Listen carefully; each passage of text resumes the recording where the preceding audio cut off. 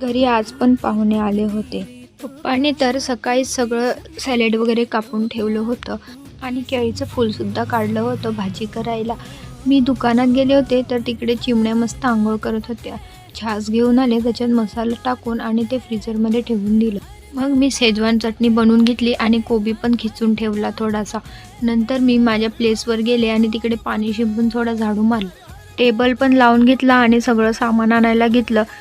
नंतर मग पाहुणेसुद्धा गेले होते थोड्या वेळाने.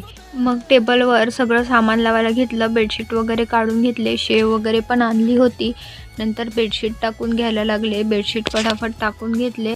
मी थोडं सामान वगैरे लावून घेत होते. तिथपर्यंत थोडंसं माझं जे सामान राहिलं होतं ते आई घेऊन आली.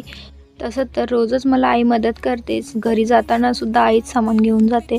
मग मी जे छोटंसं टॅम्पलेट जे छापलेलं आहे ते सुद्धा लावून घेतलं.